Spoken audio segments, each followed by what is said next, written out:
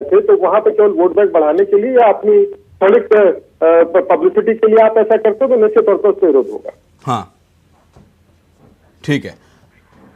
संजीव तरशान साहब, प्रोटोकॉल तोड़ा है मुहिम राष्ट्रपति का, ये बात अलग से भी कही जा सकती थी, राष्ट्रपति भवन में पत्र लिख के भी कही जा सकती थी, लेकिन बीच कार्यक्रम में राष्ट्रपति का प्रोटोकॉल तोड़ना कहां तक जायज है, ये बात कह रही है बीजेपी। देखिए, मैं इनकी बातों से बिल्कुल सहमत नहीं हूँ। हाँ। क्योंकि अगर देखा जाए तो 2011 के अंदर जब सेंसस आया था इंडिया का, तो उसमें तकरीबन 11 करोड़ देश के अंदर आदिवासियों की पॉपुलेशन थी। हाँ। उसमें सबसे ज्यादा 50 लाख पॉपुलेशन जो थी वो सरना समाज के लोगों की थी, जो सरना समाज को प्रोफेस करते थे। उसके बाद देखा जाए तो 11 नवंबर 2020 को झारखंड सरकार ने एक दिन का स्पेशल सेशन बुलाया और सर्व संपत्ति से सारी की सारी पार्टियों ने इस पे अपना समर्थन दिया और ये प्रस्ताव पारित किया गया कि सरना को अलग से सेंसस के थ्रू जोड़ा जाएगा और एक अलग से कॉलम आएगा सेंसस के दौरान कि जिसमें सरना धर्म को मानने वाले लोगों को भी ऐड किया जाएगा और उनके लिए भी एक सेपरेट कॉलम होगा कि वो अपनी सारी अपने बारे में लिख सकें।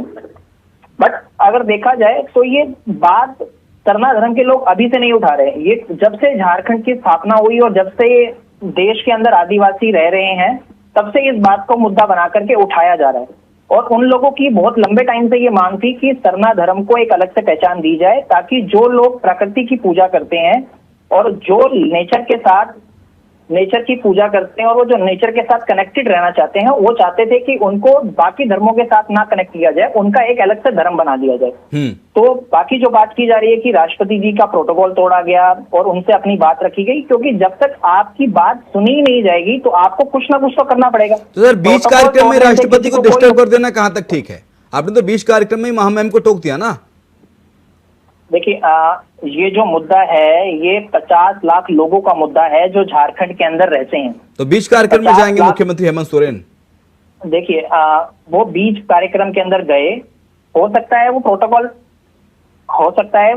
टूटा हो, प्रोटोकॉल टूटने का वो हिस्सा बाकी लोग माने, बट मैं इसको राजनीति से जोड़ करके नहीं देखता कि ये राजनीति से प्रेरित होकर के किया गया। 50 लाख लोगों की आवाज उठाने के लिए जो उनको उस समय थोड़ा सही लगा, उन्होंने वो मांग उठाई और राष्ट्रपति जी के सामने अपनी मांग रखी। क्योंकि 2020 में नवंबर 2020 के अंदर विधेयक ला करके इसको पास किया गया, बट तब से लेकर के अब तक सेंट्रल गवर्नमेंट ने उसके ऊपर कोई भी ऐसा स्टेप नहीं लिया कि जिससे कि सरना समाज के लोगों को इसका कोई बेनिफिट मिल सके।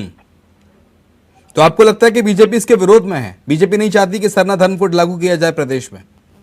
देखिए, अगर बीजेपी चाहती कि सरना धर्म कोड लागू किया जाए तो सेंटर में जो बीजेपी की सरकार है वो अब तक इसको पास कर देती। ये बीजेपी के प्रवक्ता जो बीजेपी यहाँ पे बैठे हुए हैं वो खुद बोलते हैं कि बीजेपी इसका समर्थन करती है, बट समर्थन अगर आप करते हैं तो आप उन 50 लाख लोगों के बारे में जो झारखंड के अंदर रहते हैं उनका भी तो समर्थन कीजिए ना, आप इसको पास कर दीजिए। तब हम मांगेंगे कि आप इसका समर्थन करते हैं और आप उन 50 लाख लोगों के साथ खड़े। ठीक है। फिरोज खान साहब है हमारे साथ, राजनीतिक विश्लेषक। फिरोज खान साहब, बहुत स्वागत है आपका। फिरोज जी, बीजेपी कह रही है कि प्रोटोकॉल तोड़ा हेमंत सोरेन ने राष्ट्रपति का, और कांग्रेस पार्टी कह रही है कि सरना धर्म कोड, अगर आपके सरना धर्म कोड के आप हितैषी हैं, आदिवासियों के हितैषी हैं, तो केंद्र सरकार ने सरना धर्म कोड अब तक इसका प्रस्ताव पास क्यों नहीं किया? जब विधानसभा से पास होकर भेज दिया गया है तो केंद्र सरकार से क्यों अटका हुआ है बिल? बीजेपी जो है एक आपको ताजा लेट आपकी फुरमलवाती है जी। मैं पूछना चाहता हूँ कि झारखंड में जब अच्छा काम होता है तो बीजेपी वाले को पेट में दर्द होता है। सबसे ज्यादा अगर शासन किसी ने किया है झारखंड में तो भारतीय जनता पार्टी के लोगों ने किया है। लेकिन सर ये तो पक्ष में थे ना, इन्होंने तो विधानसभा में वोटिंग की थी इसके पक्ष में। वोटिंग की थी पक्ष में, क्यों नहीं दिल्ली से पास करके भेज दे रहे झारखंड? आज हेमंत सोरेन सरकार महागठबंधन की सरकार है, कांग्रेस साथ में है, अच्छा काम कर रही है, सब कुछ कर रही है, लोगों को घर घर तक राशन पहुंचा रही है, घर घर तक अपना सुविधा पहुंचा रही है, पेंशन योजना चालू हो रहा है, सब कुछ हो रहा है। ये भाजपा के लोगों को हमेशा दर्द होता है पेट में कि भाई इतना अच्छा काम कैसे हो रहा है। जो काम भाजपा ने 15 साल में नहीं किया झारखंड में, वो महागठबंधन सरकार ने सब कुछ करके दिखा दिया। सोनू जी, मैं कुछ बोलना चाहता था। सोनू जी, मेरी आवाज आ रहा हूँ? आपके पास आ रहा हूँ। प्रदीप जी, आ रहा हूँ। 64 बार मुख्यमंत्री का है, सबसे बड़ा शासन काल रहा है इनके पास। भय भूख भ्रष्टाचार का आलम पूरा झारखंड में लूट मचा हुआ था, लेकिन जब से महागठबंधन की सरकार आई है झारखंड में, तब से जाकर के लोग गरीब हो अमीर हो कोई भी आदमी हो, जिस तरह का भी आदमी, सब लोग आपस में भाईचारा बनाकर रखे हुए हैं, भाईचारा बनाकर रखे हुए हैं, सब आपस में मिलजुल रहे हैं, सबका काम आसानी हो रहा है। मुख्यमंत्री जी सबसे जाकर मिल रहे हैं, मुख्यमंत्री सबसे मिल रहे हैं, काम कर रहे हैं। ठीक है फिरोज साहब, बाद आपका स्वागत है। बढ़ते हैं चर्चा की ओर, क्योंकि सरना पर सियासत झारखंड में जारी है। मुख्यमंत्री हेमंत सोरेन ने बीच कार्यक्रम में राष्ट्रपति से मांग कर दी कि सरना धर्म कोड झारखंड में लागू किया जाए।